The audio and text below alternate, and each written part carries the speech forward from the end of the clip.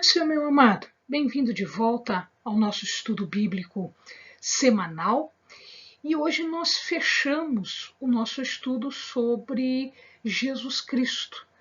Nós já tivemos dois outros encontros nos domingos anteriores, falando sobre a vida terrena, a vida física de Jesus. Então hoje nós vamos tratar dos aspectos espirituais da vinda de Jesus, da sua morte, da sua ascensão, da sua permanência nos céus à direita de Deus e a sua segunda vinda.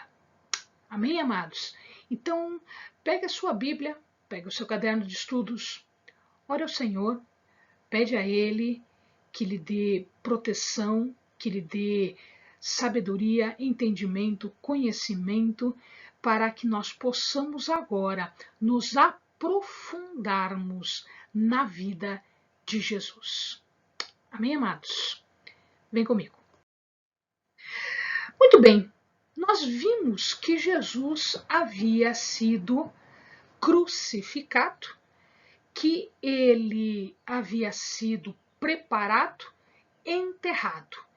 E nós vimos no momento anterior que algumas pessoas o viram ressurreto, ou seja, ressuscitado. A primeira pessoa foi Maria Madalena e depois ele aparece não só para os discípulos, mas também para uma quantidade bastante grande de pessoas. Muito bem, o que acontece agora é que os judeus, os escribas, os saduceus, os mestres da lei, questionavam esta ressurreição. Porque se eles admitissem que Jesus era ressurreto, eles teriam que admitir que ele era o Messias, que ele havia vindo e que ele havia sido tratado do jeito que ele foi tratado pelos mestres, pelos judeus, enfim, por aquele povo que veio, que o tratou mal e que para o qual ele veio salvar. Então existem algumas teorias de que Jesus era morto e que ele não ressuscitou. A primeira teoria diz que Jesus, na verdade, não morreu, que ele desmaiou na cruz e aí quando tiraram da cruz, um tempinho depois, ele acabou voltando à vida. Amados, isso não é possível. Isto não é possível. Primeiro porque a própria Bíblia diz, e eles confirmam, que Pilatos mandou açoitar, mandou bater, mandou dar as 40 chibatadas menos uma, que era a regra. Ele foi covardemente e brutalmente espancado.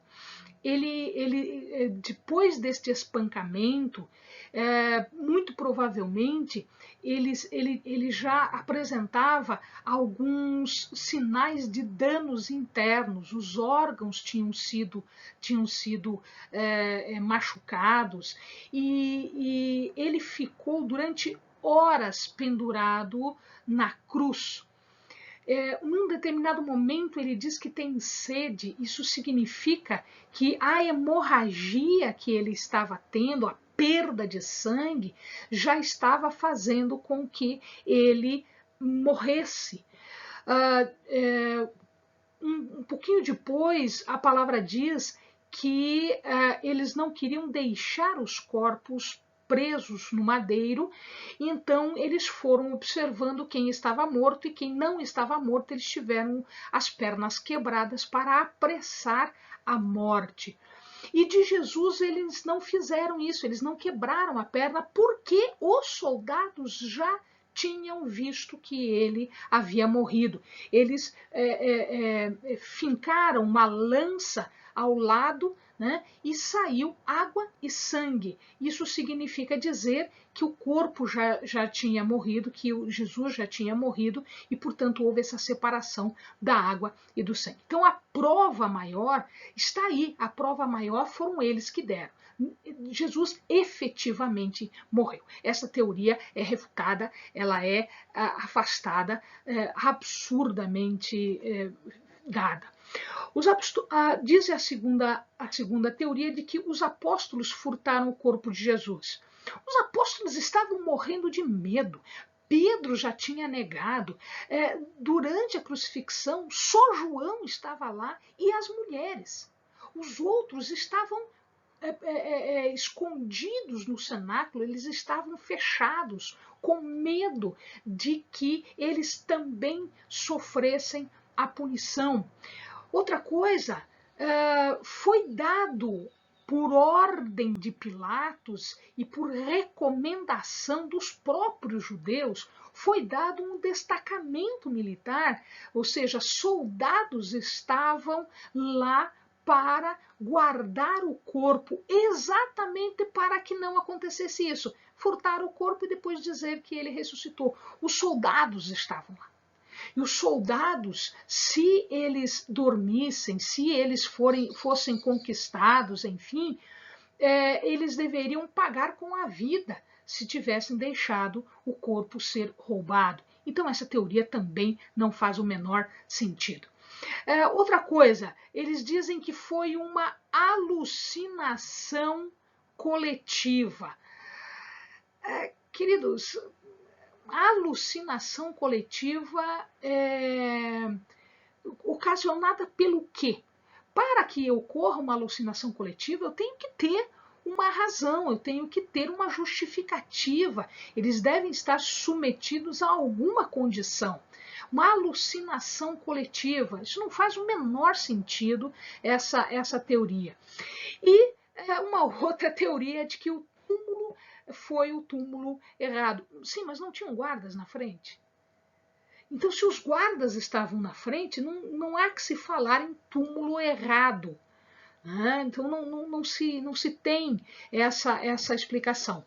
Ademais, nós poderíamos dizer, para qualquer uma destas alegações, nós poderíamos dizer o seguinte: então, se Jesus não ressuscitou, onde está o corpo? Nunca ninguém apresentou um corpo. Nunca ninguém disse, está aqui. Então, esqueçam isso, é besteira que Jesus ressuscitou, porque está aqui o corpo. Nunca ninguém pôde apresentar um corpo. Sabe por que nunca ninguém pôde apresentar um corpo? Porque não houve corpo. Jesus ressuscitou.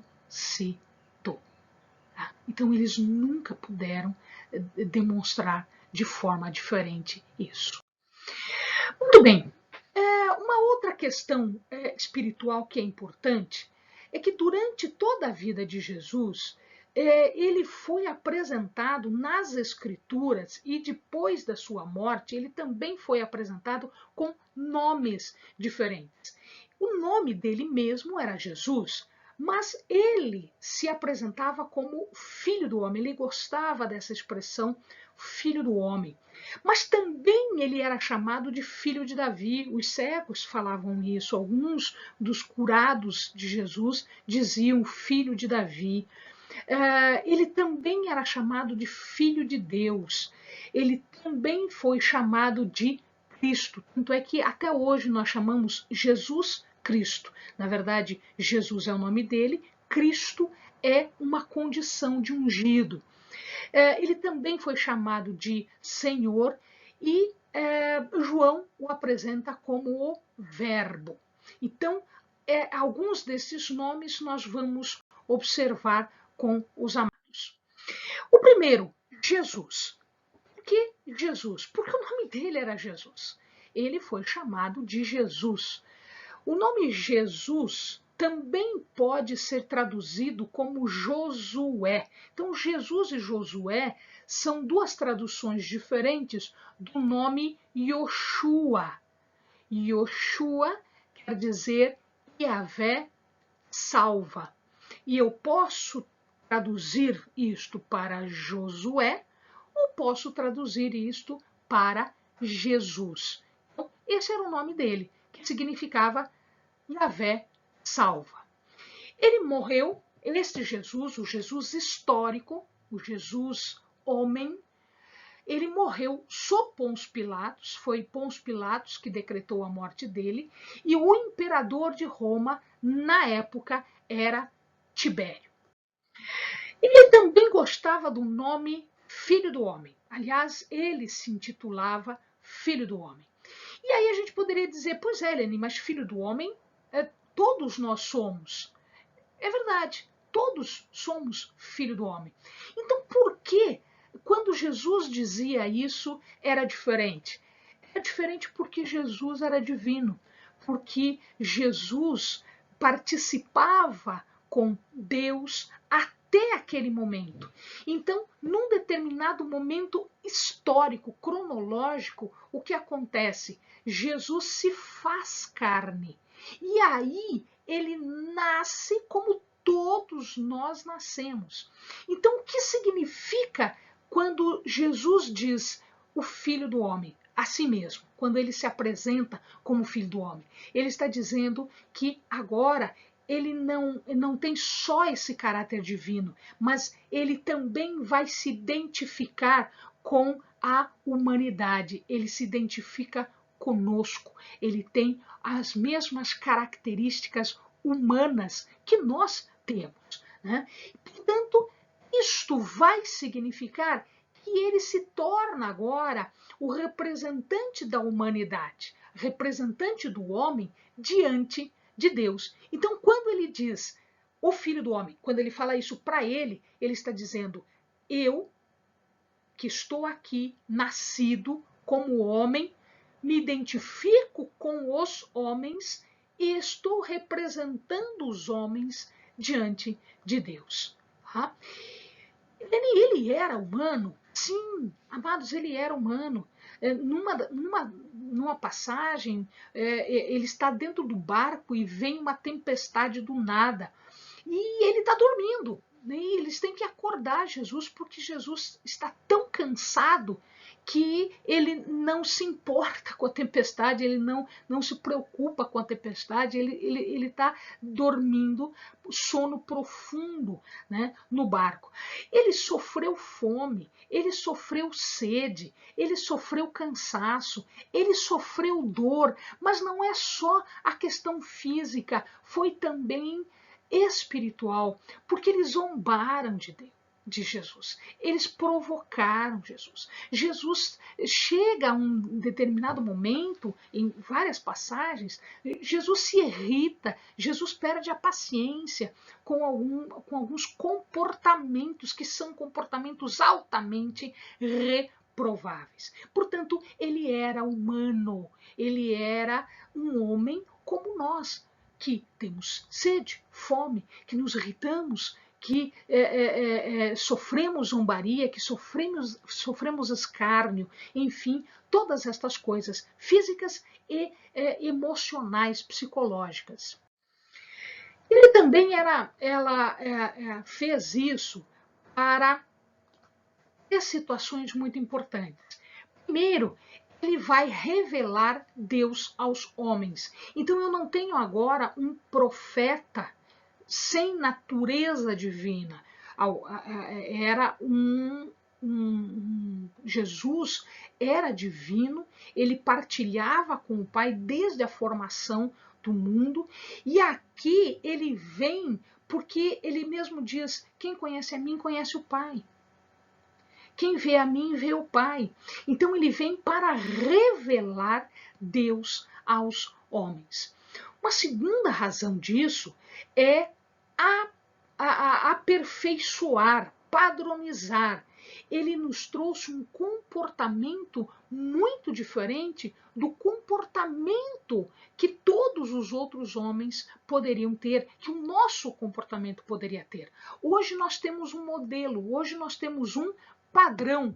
Né? Então, se o amado observar, 1 João 3,2 e Filipenses 3,21 diz assim, ó, 1 João 3,2, amados, agora somos filhos de Deus, e ainda não é manifestado o que havemos de ser. Mas sabemos que, quando ele se manifestar, seremos semelhantes a ele, porque assim como é, o veremos. Ele veio em carne, então ele nos trouxe um padrão para seguirmos. Veja em Filipenses, que transformará o nosso corpo abatido para ser conforme o seu corpo glorioso, segundo o seu eficaz poder de sujeitar também a si todas as coisas. Então ele se fez como nós, para que nós possamos ser como ele. Eu vou repetir porque isso é importante. Ele se fez como nós, humano, para que nós possamos ser como ele. Amém, amados? E uma terceira razão, por que ele se fez homem? Para nos resgatar, para resgatar do pecado. Ele veio para fazer um sacrifício expiatório. E também foi chamado de filho de Davi. Muitos dos curados diziam isso, né? Alguns cegos diziam: Jesus, filho de Davi, tem compaixão de mim. Por que Jesus, filho de Davi? Porque, na verdade, havia uma promessa para Davi. Davi foi tão importante, ele foi tão segundo o coração de Deus, que ele deixou uma impressão muito grande no coração de Deus. E ele disse que a descendência de Davi seria uma descendência especial. 2 Samuel 7,16 diz assim: porém a tua casa e o teu reino serão firmados para sempre diante de ti. Teu trono será firme para sempre. Então eles achavam que o Messias viria da descendência de Davi. Isso a gente já falou num dos momentos anteriores, né? Dos filmes anteriores. Né? Então, era uma promessa que Deus tinha a Davi. Olha o que Jeremias diz em 39. Mas servirão ao Senhor seu Deus, como também a Davi, seu rei, que lhes levantarei, ou seja, ele é descendente de Davi. Ezequiel diz assim: e suscitarei sobre elas um só pastor, e ele as apacentará. O meu servo Davi é que as apacentará. Ele lhes servirá de pastor. Quando a palavra diz isso, significa que não é Davi propriamente dito, mas é um descendente de Davi. Portanto, ele é chamado de filho de Davi, descendente de Davi. Davi, o pastor. Jesus, o pastor, como Davi também o foi. Não quebrarei a minha aliança, não alterarei o que saiu dos meus lábios. Uma vez jurei pela minha santidade que não mentirei a Davi. A sua semente durará para sempre, e o seu trono, como o sol diante de mim, será estabelecido para sempre, como a lua e como uma testemunha fiel ao céu.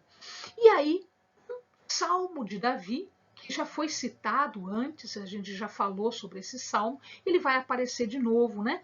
Então, o Salmo 110, só o versículo 1 diz assim: disse o Senhor ao meu Senhor. Quem está escrevendo isso? Davi. Davi está dizendo: disse o Senhor ao meu Senhor. Então, eu tenho dois senhores aqui. Davi está escrevendo isso. Assenta-te à minha mão direita, até que ponha os teus inimigos por escabelo dos teus pés, por estrado dos teus pés, por chão onde os teus pés pisarão. Portanto, Jesus era também filho de Davi. Então existe uma justificativa para isso. Ele também é chamado de filho de Deus, né? Depois de Jesus, todos nós fomos chamados filhos de Deus. Portanto, ele é o nosso representante, e, portanto, depois disso, nós somos chamados filhos de Deus, porque ele proporcionou isso para nós. Ele é chamado Filho de Deus porque ele tinha poder, ele era investido de uma autoridade que era uma autoridade divina. Portanto, Filho de Deus, com a mesma natureza de poder que Deus tinha. Por isso ele realizou curas, por isso ele ressuscitou pessoas, por isso ele pôde controlar a natureza, por isso ele pôde multiplicar pão, peixe, por isso ele pôde fazer o que ele fez, não só o que está escrito, mas todo o resto que ele não só fez e não ficou escrito, como também foi feito através do seu nome, desde aquela época até os dias de hoje, até este milagre que ele já fez na tua vida, na vida dos teus, e que você é testemunha deste poder, por ele ser filho de Deus e porque agora, através dele, nós também fomos feitos filhos de Deus.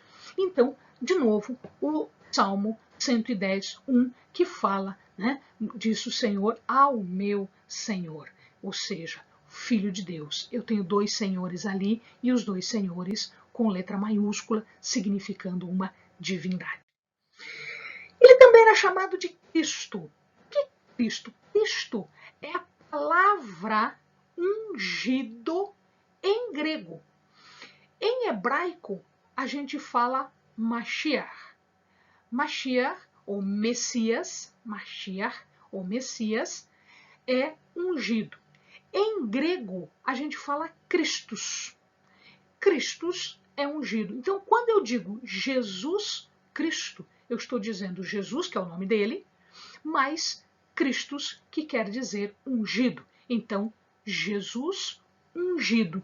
Jesus aquele que foi ungido, que foi separado para uma missão, para um ministério.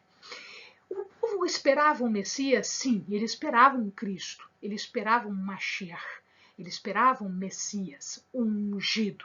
Mas ele esperava como um libertador no sentido político, no sentido militar, né? Como Salomão foi um político e houve paz no tempo de Salomão, como Davi foi um guerreiro e houve segurança no tempo de Davi também. Então eles esperavam alguém como Davi, como Salomão.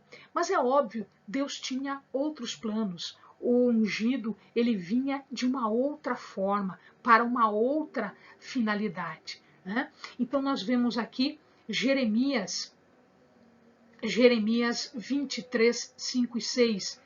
Eis que vem dias, diz o Senhor, em que levantarei a Davi um renovo justo, e sendo rei, reinará e agirá sabiamente, e praticará o juízo e a justiça na terra.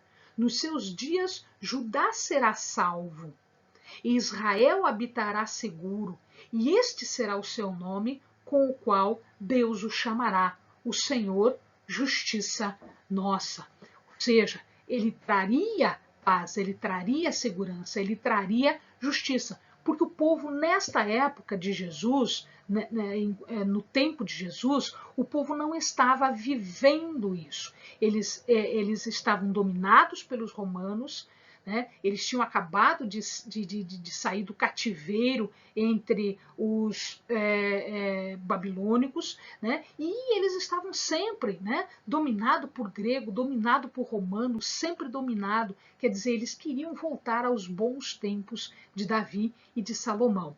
Tá? Mas, entretanto, o que eles não entendiam, e aqui é que está o ponto-chave da vinda de um Messias como Jesus veio, é que é o que estava escrito em Ezequiel e eles não deram tanta importância para isso, mas deram importância para um outro sentido.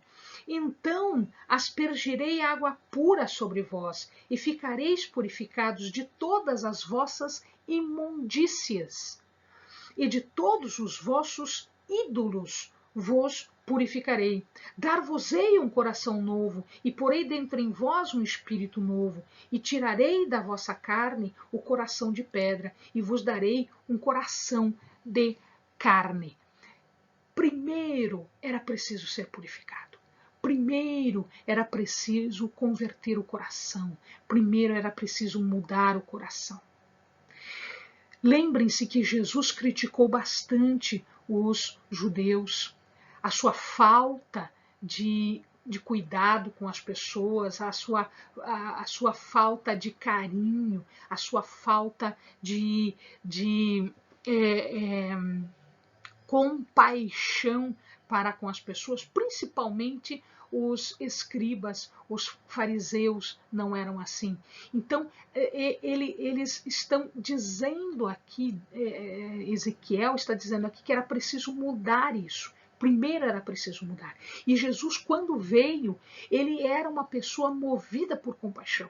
Muitas das suas curas foram feitas porque ele tinha compaixão das pessoas. Então, este era o sentido. Só que eles não se aperceberam, porque aí precisava mudar o coração, e aí já era demais. Né? Então, se o Messias vem, ele que faça tudo sozinho, eu não vou mudar nada, eu não vou fazer nada.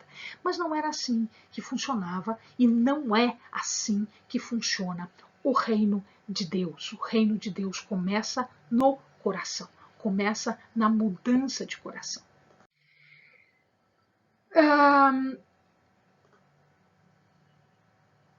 Existe uma passagem que diz: arrependei-vos, pois é chegado o reino dos céus. João Batista pregava isso. E aí o que acontece? A gente vê que quando esta frase era dita, né, arrependei-vos, pois é chegado o reino dos céus, eles não se atinham, eles não davam a atenção à primeira parte da frase, só a segunda parte. Eles queriam o reino dos céus. Opa, o reino do céu chegou, o reino do céu chegou, o reino do céu chegou. Tá, mas e o arrependei-vos? Ah, não, pera lá, não, o reino do céu chegou. Isso era mais importante do que o arrependei-vos. Mas uma coisa tinha que estar atrelada à outra. O arrependimento eles não queriam. Eles não queriam porque o seu coração era duro. E aqui, amados, nós temos algo muito importante. Os judeus foram procurados primeiro porque Jesus era judeu. Todos os apóstolos eram judeus. Paulo era judeu, que também foi chamado apóstolo.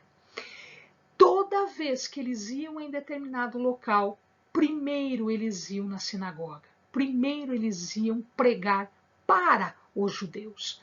E depois, se os gentios aceitassem, era estendido a eles.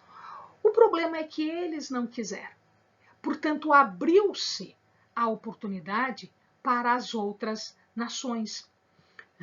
Então, nós vamos observar o seguinte. Então disse ele, é Isaías que está escrevendo, então disse ele, vai e diz a este povo, ouvis de fato, e não entendeis, e vedes, em verdade, mas não percebeis. Engorda o coração deste povo e faze-lhe pesados os ouvidos e fecha-lhes os olhos, para que ele não veja com os seus olhos e não ouça com os seus ouvidos, nem entenda com o seu coração, nem se converta e seja sarado. Quem deu crédito? Pergunta Isaías. Quem deu crédito à nossa pregação? E a quem se manifestou o braço do Senhor? Os judeus não quiseram, porque a frase tinha duas partes. Arrependei-vos, pois é chegado o reino dos céus. O reino dos céus tudo bem, mas o arrependei-vos não. Isso não.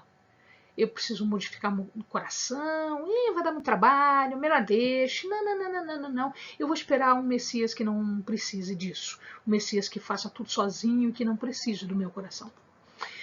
Romanos 9. Como também dizem Oséias, chamarei meu povo ao que não era meu povo, e amada a quem não era amada. E sucederá que no lugar em que lhes foi dito, vós não sois meu povo, aí serão chamados filhos do Deus vivo. Por isso nós somos filhos de Deus hoje, porque foi chamado um povo que não atendeu, mas o chamado retumbou, ecoou nos nossos ouvidos e o nosso coração se arrependeu e nós ouvimos. E agora, o povo que não era chamado sois meu povo, agora este povo é chamado sois meu povo. Então hoje nós somos povo de Deus, exatamente porque somos filhos de Deus. A cruz fazia parte do programa do Messias. Então muita gente disse, não, se ele é o Messias, ele não vai morrer, ele vai trazer isso tudo para nós sem a morte. Não, mas não era assim. A palavra, a profecia não era desse jeito.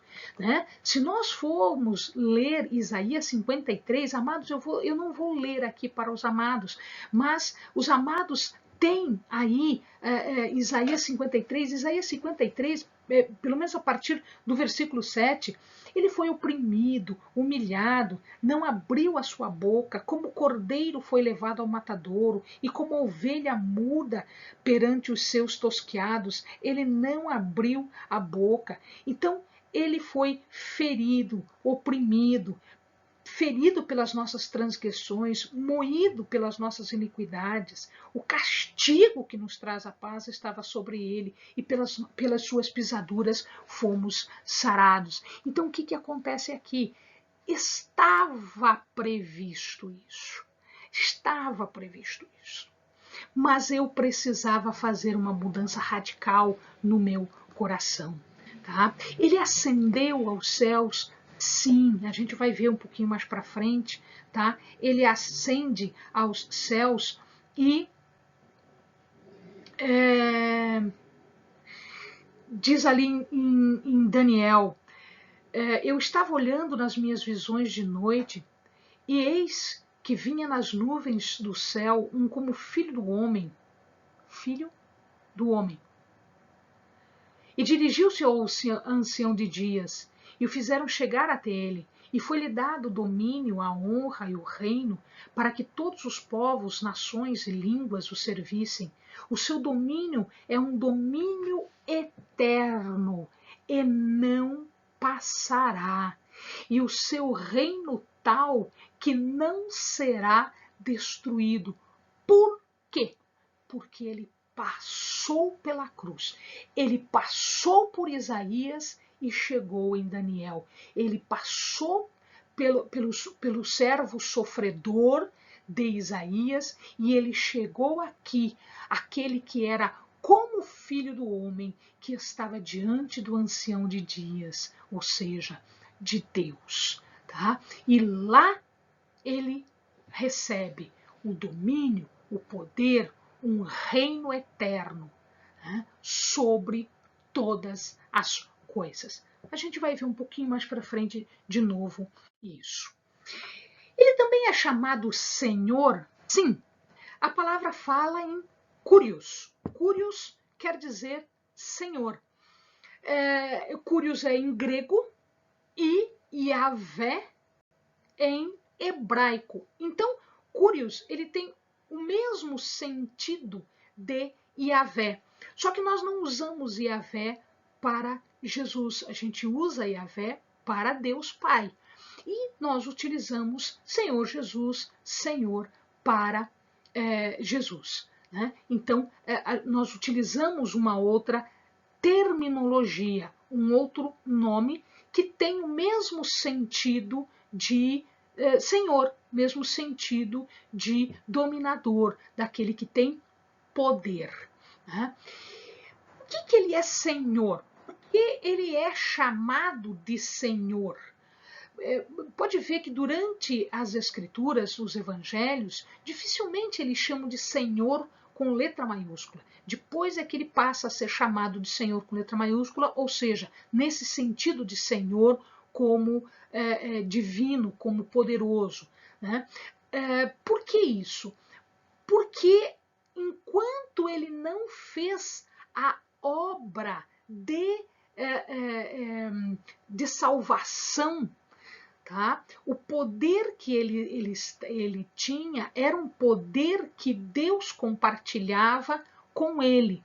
Mas a partir do momento em que ele morre na cruz, faz a obra e ressuscita, ele então, por morrer pelos nossos pecados, ele redime os nossos pecados, ele redime as nossas vidas. Portanto, ele nos compra, ele nos adquire por um sacrifício pessoal.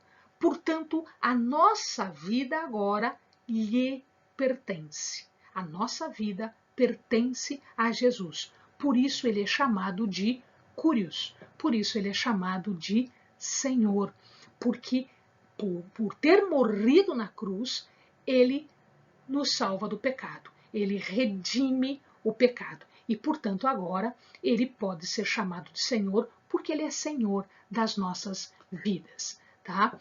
Em 1 Coríntios 6:20, o autor sagrado ele explica que a nossa vida ela foi comprada. Então, a nossa vida foi comprada. Para nós foi de graça, nossa salvação veio de graça. Mas alguém pagou um preço por nós. Por isso que nós chamamos a Jesus de Senhor, porque foi ele que pagou um preço. E qual foi esse preço? Não foi um preço barato, foi um preço alto. Por isso que em 1 Coríntios se fala, né, que nós fomos salvos através de uma compra. Nós fomos comprados por alto preço. A vida de Jesus, né, a obra na cruz, foi quem pagou a nossa vida. Quer dizer, nós fomos purificados do pecado. Óbvio que esta obra não foi uma obra fácil, nem foi uma obra barata, foi uma obra cara, porque eu estou falando de sofrimento físico que chegou à morte. Então, ocorreu uma morte física. Por isso que ele se torna humano, né? Porque era preciso morrer fisicamente. E como Deus e o Verbo eram eternos de eternidade em eternidade, eu não posso falar de morte em relação a isso. Por isso que ele teve que se fazer humano exatamente para passar pela morte. Senão ele não teria feito isso, porque o sacrifício exige uma morte. E então ele teve que ser humano para poder morrer. E depois ele ressuscita, tá certo? Para continuar a sua missão, como a gente vai ver daqui a pouco. Ele também é chamado de Verbo, principalmente João fala isso, né? E o Verbo se fez carne e habitou entre nós. Ele usa uma expressão sarx. Sarx quer dizer humano, quer dizer carne. Portanto, a carne, né? Nós como pessoas, como físicos, né?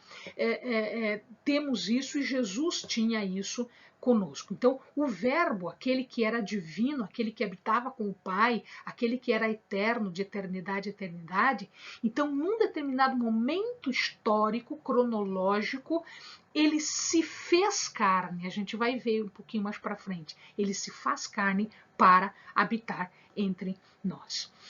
O que ele chama de verbo? Porque verbo revela uma atividade. Se a gente observar em Gênesis nós vamos ver que a obra criadora de Deus foi feita através da palavra, através do verbo.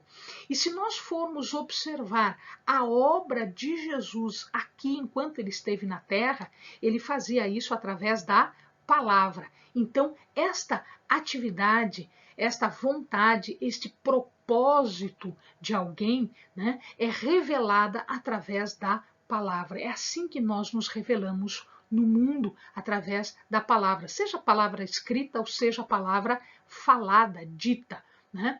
Então, nesse caso, Jesus era a palavra, era o verbo que se fez carne, ou seja, a atividade de Deus que veio em forma humana, tá? Em Hebreus 1:3 a gente vai observar também que a palavra expressa uma imagem da nossa pessoa. Como nós nos expressamos, como nós falamos, isso revela quem nós somos. Então, quando Jesus veio, ele veio o Verbo encarnado, o Verbo que se fez carne, ele revelava a essência de Deus. Por isso que ele fala: quem me conhece, conhece o Pai, porque ele era o Verbo revelado, ele era o Verbo que havia se feito carne, né? Jesus não é um mensageiro. Não. Jesus é mais do que um mensageiro. Os profetas foram mensageiros. Jesus também foi profeta. Jesus também trouxe a mensagem. Só que agora o que nós temos que entender é o seguinte: como ele é o Verbo encarnado, ele é a própria mensagem. Então, ele encarna, ele é a mensagem. Ele é a revelação de Deus para nós. Tá? Para revelar Deus em uma personalidade humana, para nos mostrar como é Deus e para nos mostrar como nós devemos ser também. Ele também é chamado de Messias ou Mashiach. Mashiach é Messias, mesma coisa que Cristo, e quer dizer ungir. No Antigo Testamento ou na Bíblia, no Velho Testamento, né, haviam razões para se ungir uma pessoa. Então, para que se ungir uma pessoa? Se ungia para um ofício, para uma missão. Então, designando um ofício, estabelecendo uma relação sagrada, um caráter santo da pessoa. Então, eu podia fazer isso, por exemplo, para um sacerdote, eu poderia fazer isso, por exemplo, para um rei, eu poderia fazer isso também para um profeta. Então, normalmente, os profetas, os sacerdotes e os reis eram ungidos, porque eles designavam um ofício, porque eles estabeleciam uma relação sagrada, um caráter santo da pessoa, tá? E a comunicação do Espírito de Deus, o Espírito Santo, à pessoa. Jesus teve isso? Teve. Em dois momentos cruciais, em dois momentos importantes da vida de Jesus, o Espírito Santo estava presente.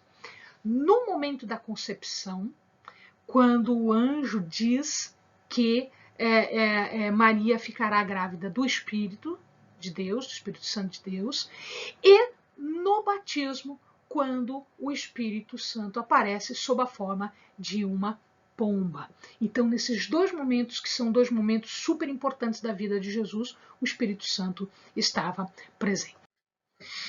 Muito bem, então vimos os nomes e as implicações de Cristo, de Jesus.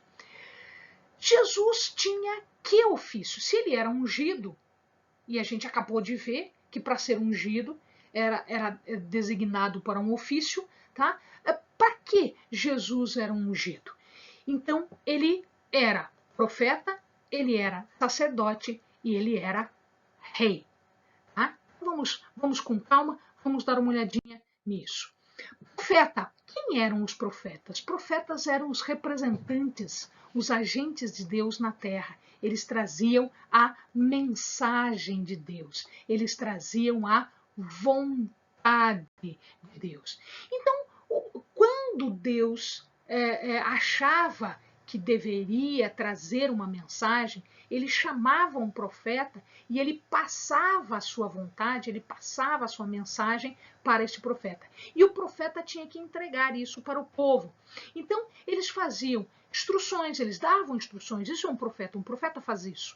Ele dá instruções, ele faz admoestação, ou seja, incentiva que a pessoa tenha um bom comportamento, ele exorta para que a pessoa volte aos caminhos de Deus, ele faz censura, ele chama atenção, ele puxa a orelha, e ele também faz algumas promessas futuras de Deus para o povo.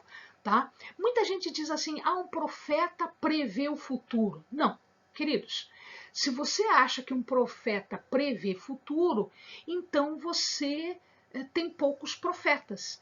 Na verdade, muitos profetas recebiam a mensagem de Deus, chegavam para os reis, chegavam para os sacerdotes, chegavam para as pessoas e chamavam a atenção da pessoa. E diziam, olha, faça assim, faça assado, isso está errado. Ou então, isto está certo, continue assim. Ensinava lições para o povo, ensinava os deveres, as responsabilidades, os privilégios morais e espirituais que o povo de Deus deve ter. Isto é um profeta.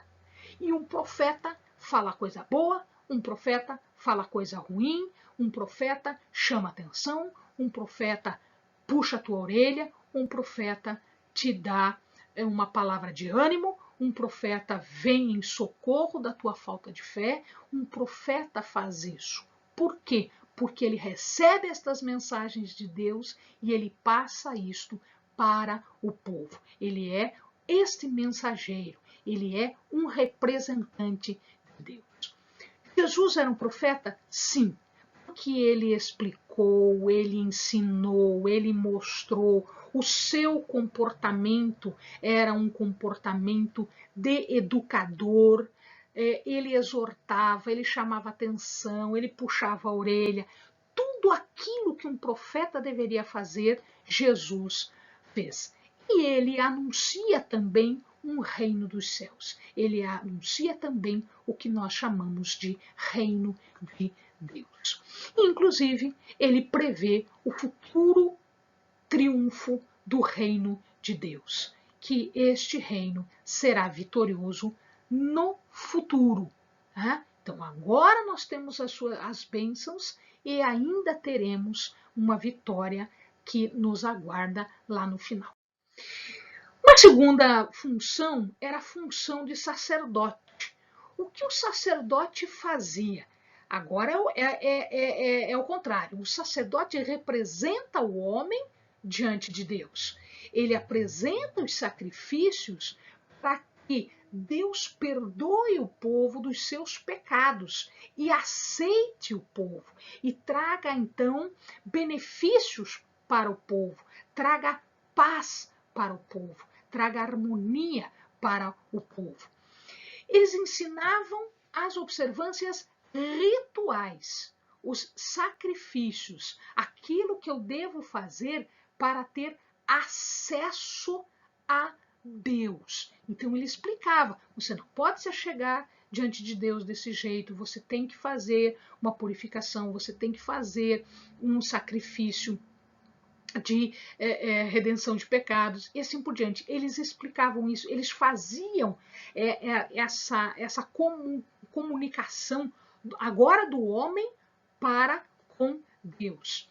Jesus, ele fez um único sacrifício, que foi ele mesmo. Ele era o Cordeiro Santo, imaculado, sem pecado. E este único sacrifício foi suficiente. Não se tem mais sacrifícios, os judeus não fazem mais isso, né? Não se tem, o templo não existe mais, que era o local onde se faziam os sacrifícios, o templo foi destruído, tá? E quando Jesus morreu, a palavra diz o seguinte, que rompe-se o véu de alto a baixo, ou seja, abriu acesso para o trono de Deus, porque a cortina, o véu que separava o santo lugar do santíssimo lugar, o santo dos santos, foi rompida. Lá, o sumo sacerdote entrava uma vez por ano, depois que ele fazia expiação pelos pecados do povo, e ele ia interceder pelo povo. Neste dia em que Jesus morreu, o véu foi rasgado. Portanto, ele, como sumo sacerdote, entrou diante de Deus, no Santo dos Santos, no Santíssimo Lugar, tá? E abriu agora o acesso que nós temos até hoje para Deus. Mas ele continua sendo sacerdote? Sim, ele está lá junto ao Pai. Então ele está lá intercedendo por nós. Quando nós oramos em nome de Jesus. Esta intercessão, ela é feita diretamente. Jesus está lá à direita de Deus fazendo essa intercessão. Tá? E quando a gente não sabe orar, quando a gente não sabe pedir, quando a gente não sabe como nos santificar, né, no nosso dia a dia, é Ele que nos auxilia na oração. É Ele que está dizendo a Deus, Pai, a Eleni está pedindo isso, ela não está sabendo dizer, mas o que ela quer é isso, isso, isso, isso. Porque Ele me auxilia, Ele intercede, Ele intermedia, né, diante de Deus as minhas e as tuas orações também. É por isso que as nossas orações são respondidas. Essa é a razão pela qual as nossas orações são respondidas. Mas ele também é rei. E como assim rei? Se nós lermos em Hebreus, capítulo 7, ele explica Jesus nas suas várias funções. E ele fala também que Jesus, ele é rei na ordem de Melquisedeque. E se a gente for lembrar, Melquisedeque está lá em Gênesis. Depois o amado pode voltar lá em Gênesis 14, 18. Nós temos um vídeo sobre Melquisedeque. Se o amado quiser resgatar, dá uma olhadinha lá. E a gente explica essa parte aqui para o amado. Melquisedeque era sacerdote do Deus Altíssimo, mas ele também era rei em Shalem, ou Shalem, que é paz. Jerusalém. Tá? Então, o que nós temos aqui? Jerusalém, Shalem é o mesmo radical, é a mesma raiz. Shalem, ou Salem, quer dizer paz. Então, veja lá, Melquisedeque era rei sacerdote.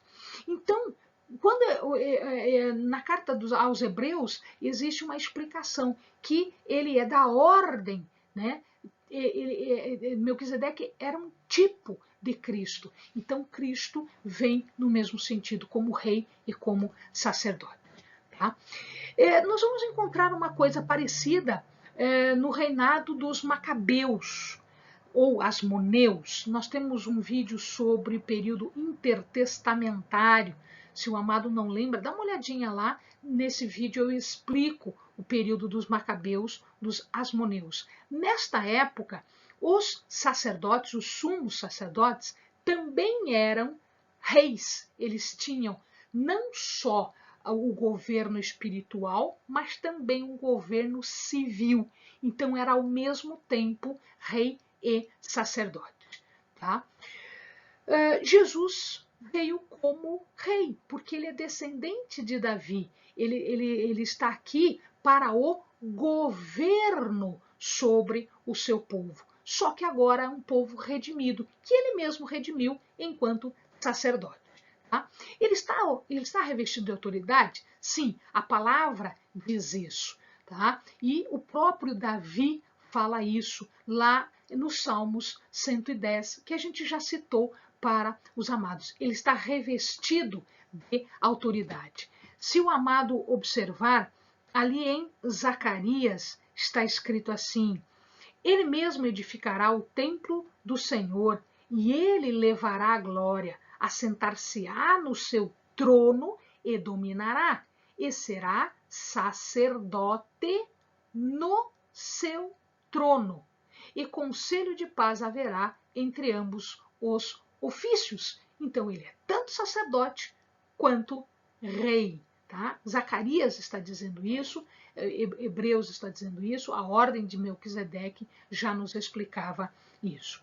E em Hebreus, aqui está escrito: daqui em diante, esperando até que os seus inimigos sejam postos por escabelo de seus pés. De onde que eu tirei isso?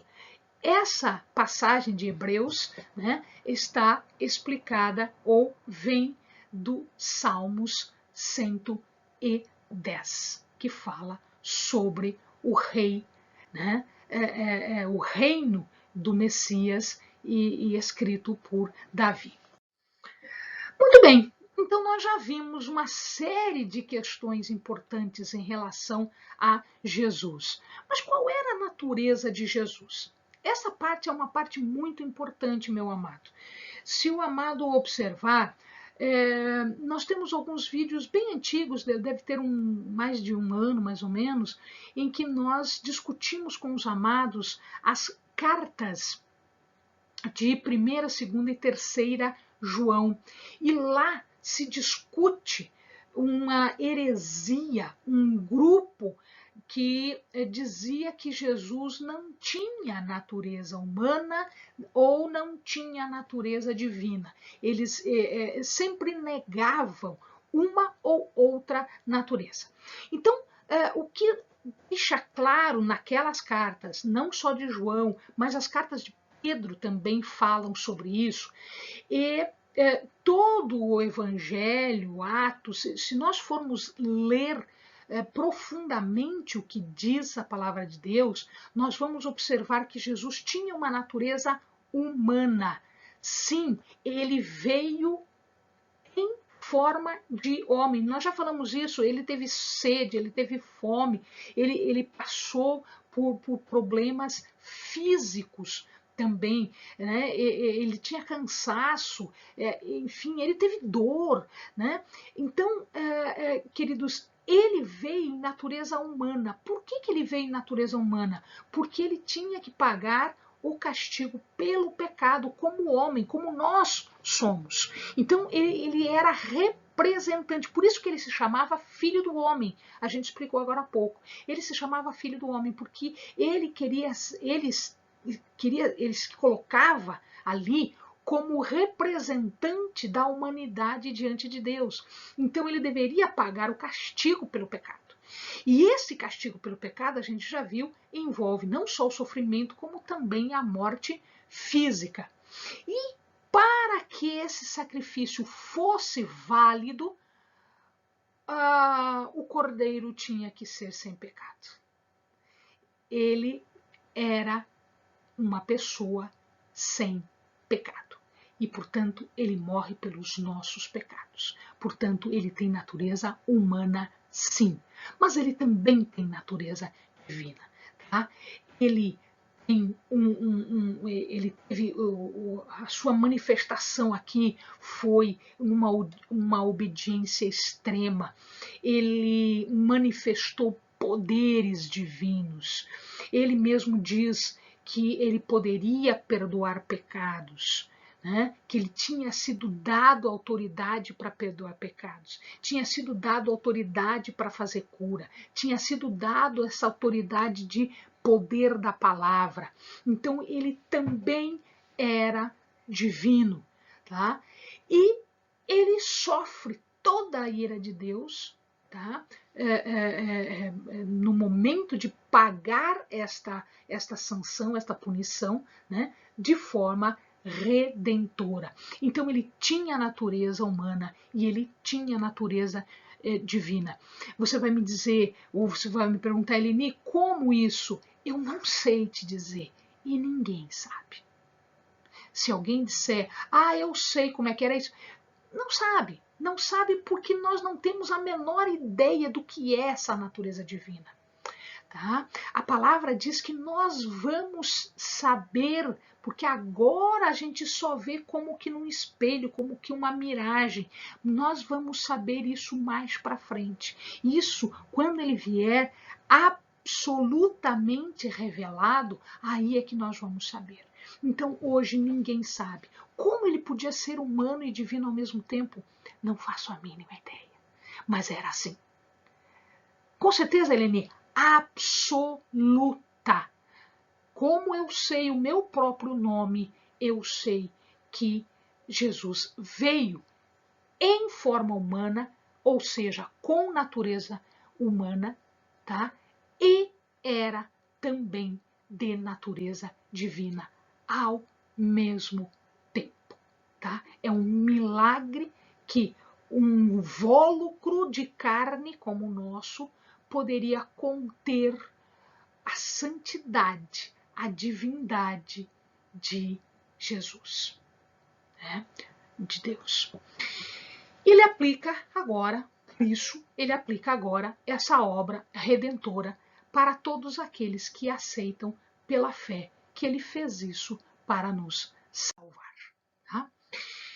Finalmente, meu amado, nós fechamos tudo falando dos estados de Cristo. Cristo passou pelo estado de humilhação e pelo estado de exaltação. Então, nós estamos agora, nesse final aqui, no estado de exaltação. O que era esse estado de humilhação? Alguém divino. Alguém divino.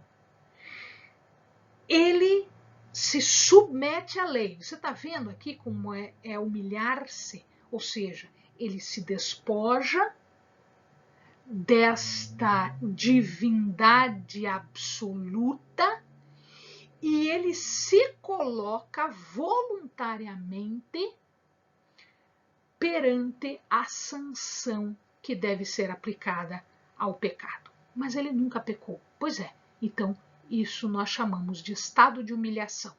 Então ele renuncia a uma posição de majestade e assume uma posição de servo obediente. De servo obediente.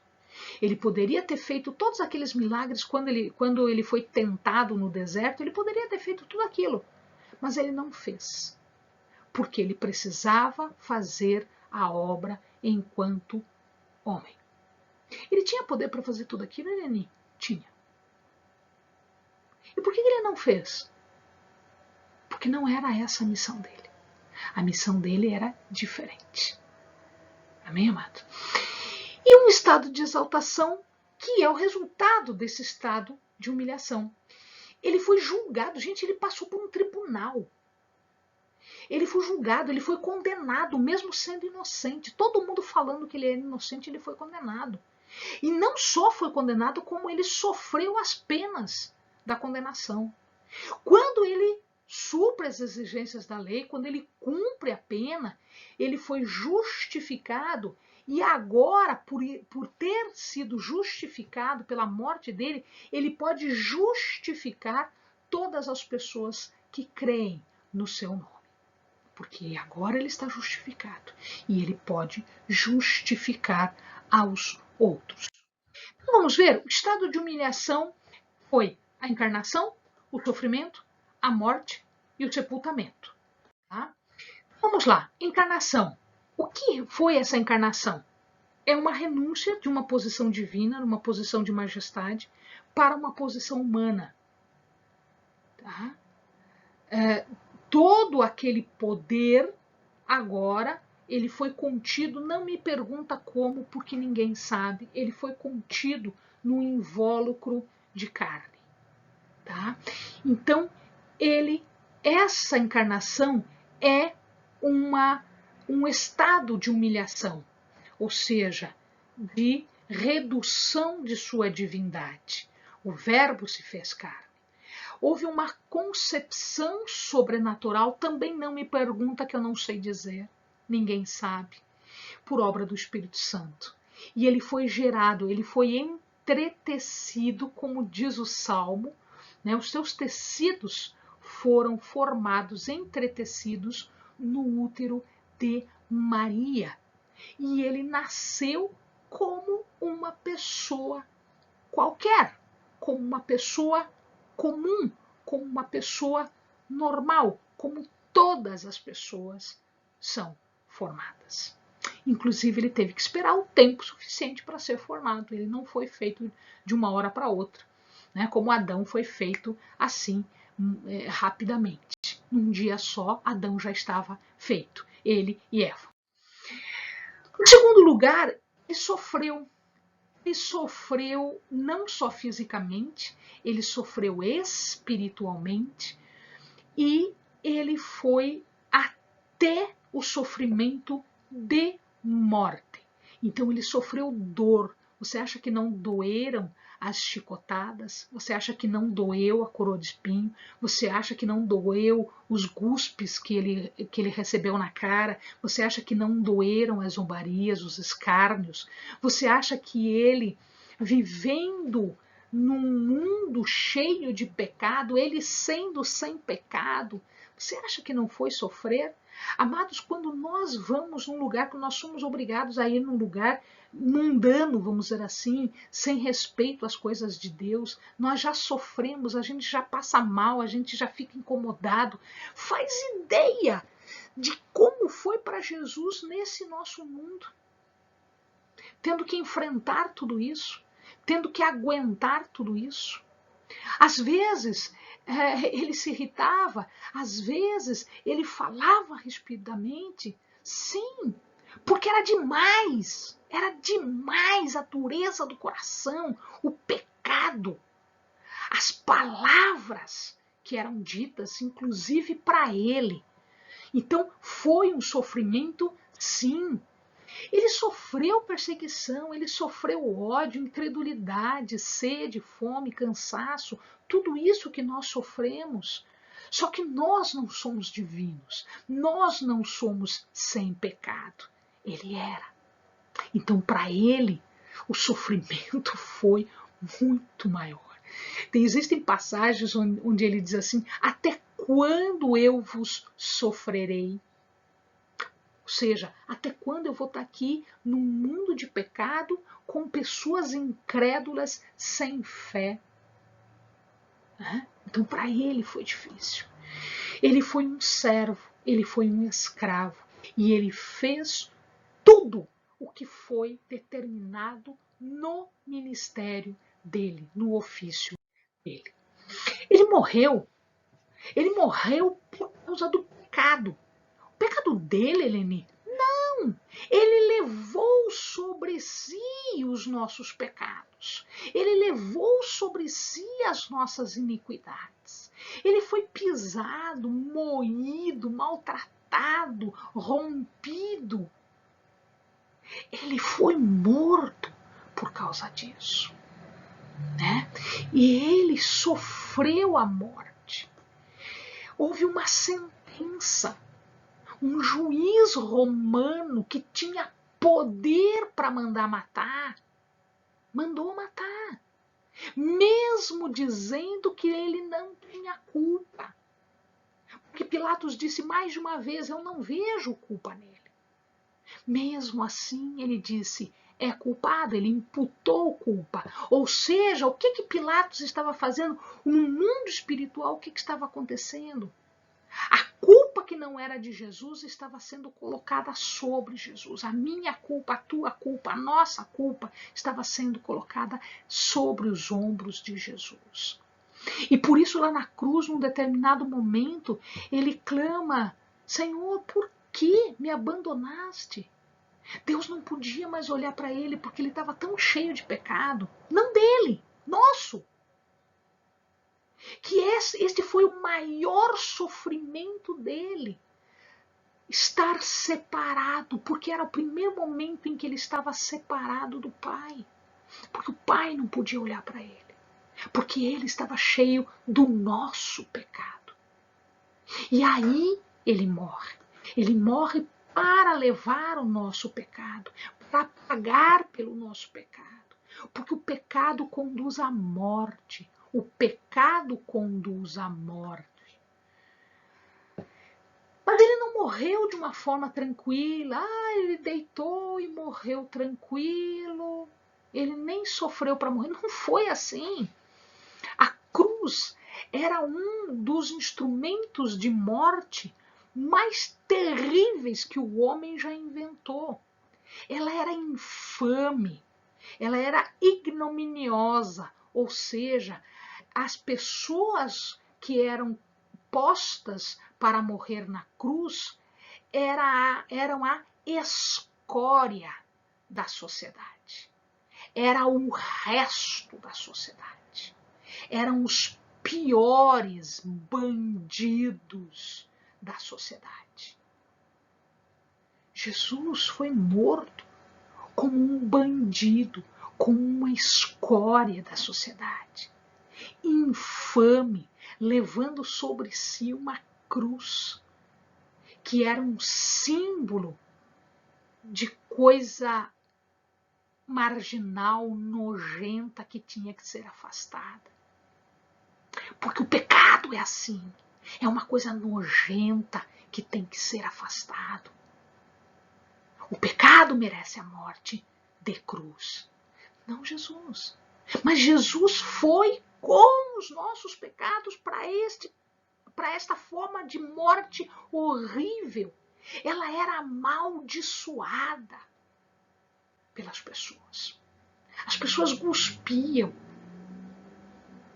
em sinal de escárnio, em sinal de desprezo, porque era cruz. Jesus sofreu isso e morreu desta forma. Mas ele morreu desta forma porque nós pedimos? Não, não fomos nós que pedimos. Ele morreu porque se abriu para nós uma oportunidade. Deus tomou a iniciativa de salvar o homem pelo sacrifício de Jesus.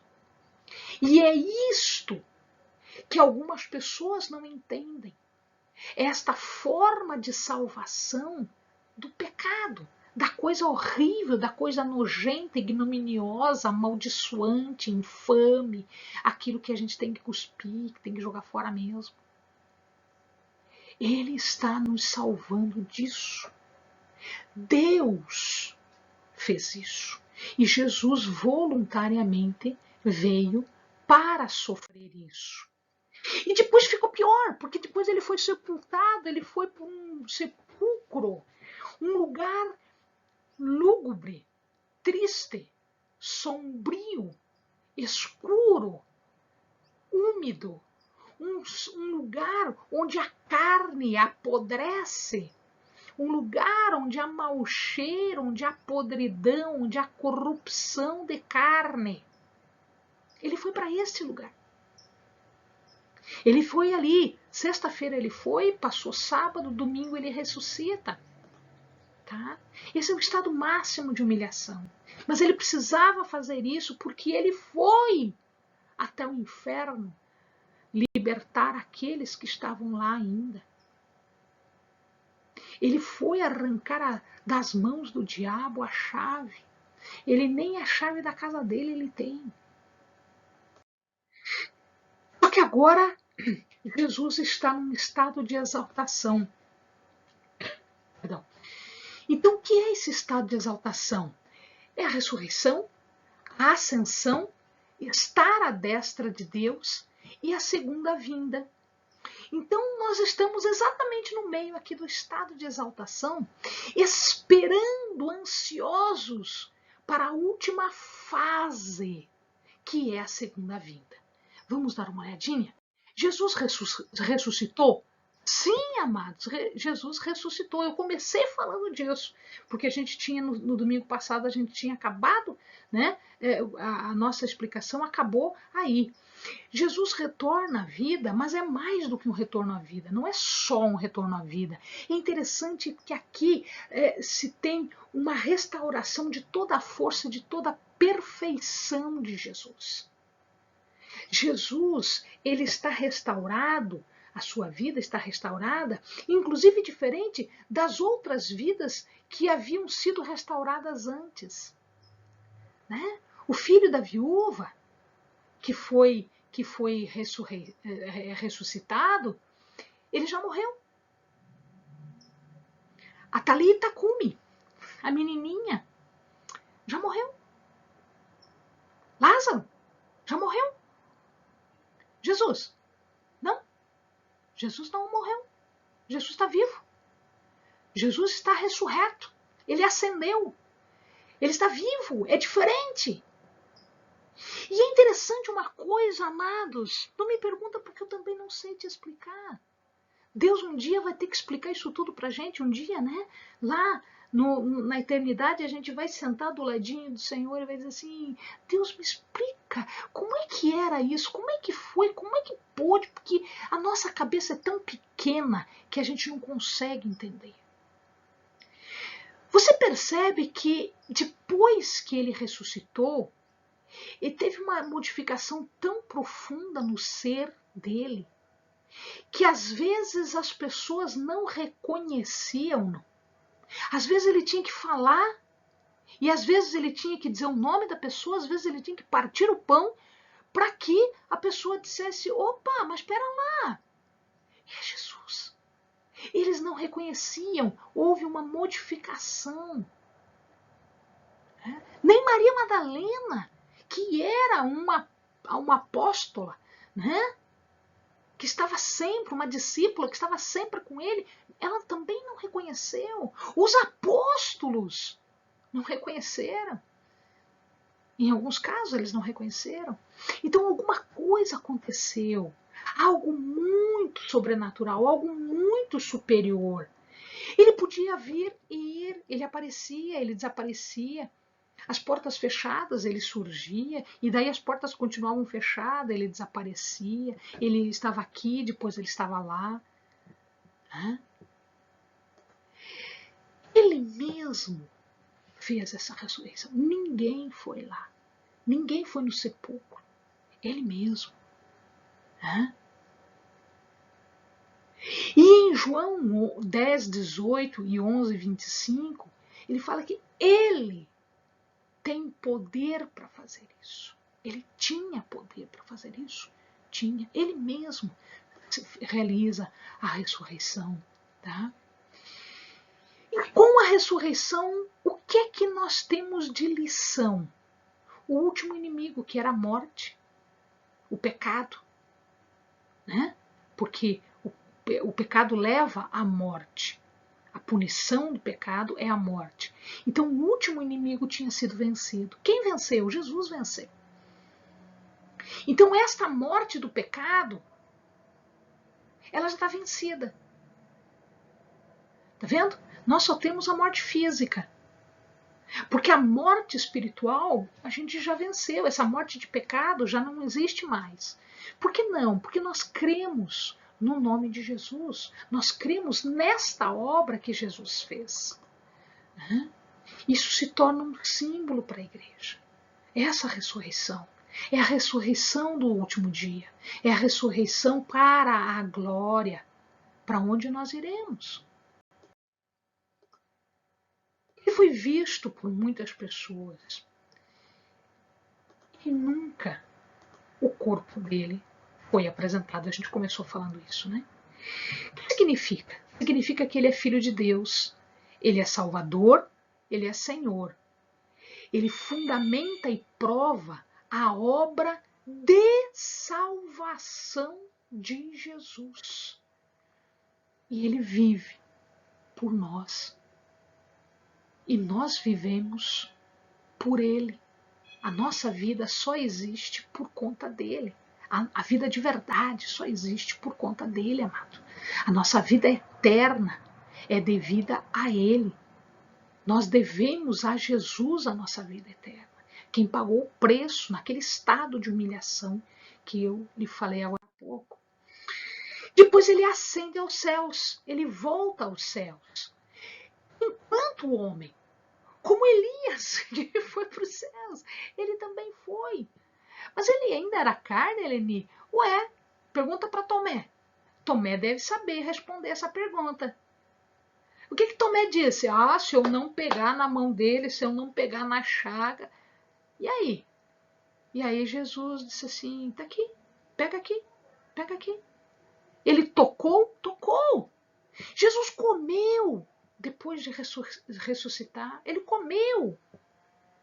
Ele fez refeição junto com os apóstolos.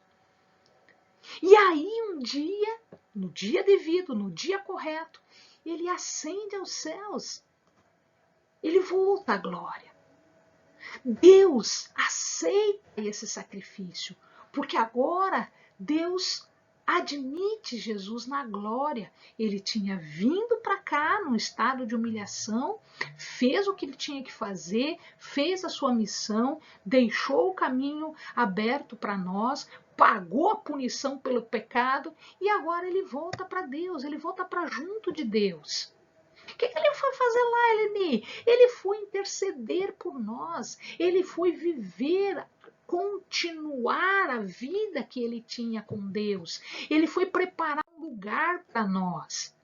Ele regressou ao Pai, porque a alma dele ansiava o Pai. Ele voltou para o lugar que era dele. Ele terminou esta vida que era terrena e agora ele tem uma outra missão. A missão dele não terminou, não. A missão dele continua. Ele está lá, à direita de Deus, intercedendo por nós. Ele é o nosso advogado. Ou, se você prefere, o nome Paracleto. Às vezes o nome Paracleto aparece na Bíblia. Paracleto, que é o nosso advogado, que é aquele que está ao lado de, aquele que vai junto com. É o mesmo sentido de advogado, a mesma coisa que Paracleto, é a mesma expressão, que tem o mesmo significado. E agora, meu querido, ele anuncia, porque é me dado todo o poder nos céus e na terra. É por isso que ele pode fazer, é por isso que nós podemos orar, é por isso que nós podemos clamar, é por isso que nós podemos pedir. Porque ele está lá e ele tem poder. E daqui a pouquinho a gente vai para lá. E vai ter lugar lá para mim, para gente? Vai. Por que vai ter lugar? Porque ele está preparando morada. Ele está fazendo um lugarzinho para nós. Ele está preparando um lugar para nós. Para que a gente possa ir morar junto. Todo mundo junto.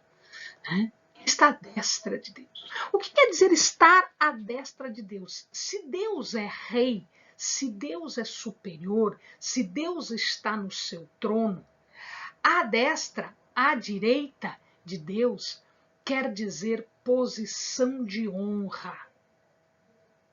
Ele está sendo honrado por Deus. Mas nos reinos humanos, quem estava à direita do rei também reinava.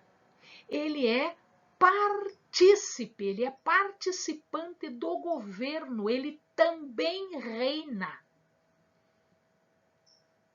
Ele também reina.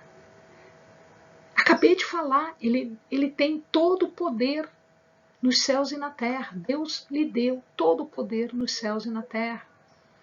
E a sua ação continua, a sua ação ainda existe, até que ele volte. Agora, quando ele voltar, não é mais intercessão, não é mais advogado, aí é juiz. Eu vou repetir porque é importante. Quando ele voltar, não é mais intercessão, não é mais advogado. Quando Jesus voltar, ele volta como juiz e, portanto, ele vai julgar. Então, aí virá o julgamento e nós seremos julgados. Nós também, Eleni? Sim, nós também seremos julgados. Fica fácil a nossa vida agora porque a gente tem um advogado. É ele que está falando, é ele que está cuidando. É ele que fala para nós e nós temos que ouvir o que ele está falando. Porque ele é o advogado. Daqui a pouquinho ele é juiz. E aí ele não vai me dar nenhuma noção. Ele não vai me dar conselho. Ele não vai me dar nenhuma... Ele vai julgar. Ele é, hoje, parte do governo de Deus. Ele participa desse governo para proteger o seu povo, para nos proteger. Ele protege o povo de Deus. Ele está justificando continuamente as pessoas, porque aquele que crê hoje está sendo justificado hoje. Aquele que vai crer amanhã estará sendo justificado amanhã, e assim sucessivamente. Nós nos desviamos e quando a gente volta, a gente vai ser justificado por Jesus, em seu nome, pela obra que ele fez. E ele vai interceder junto ao Pai por aquilo que nós clamamos, por aquilo que nós oramos. É por isso que as nossas orações são aceitas. É por isso que quando você ora, as coisas acontecem. Por isso que quando você se debulha diante de Deus, as coisas acontecem. Por quê? Por tua causa? Não. Por causa de Jesus. Porque Ele está intercedendo lá. Porque Ele está nos ajudando em oração lá. Uns pelos outros, por nós, e Jesus por nós diante de Deus. Além de Jesus, a palavra diz que nós temos um outro consolador, porque quando Jesus ascende, ele diz que ele mandaria um outro consolador. Outro consolador, então ele era um. Então ele mandaria outro consolador. Esse consolador que está agora conosco aqui é o Espírito Santo. É o Espírito Santo que está me ajudando a falar. É o Espírito Santo que está te ajudando a entender o que eu estou falando. Este está nos auxiliando. E ele veio da parte de Jesus. Foi ele que mandou para nós. Amados, finalmente, nós temos a segunda vinda. Jesus vai voltar.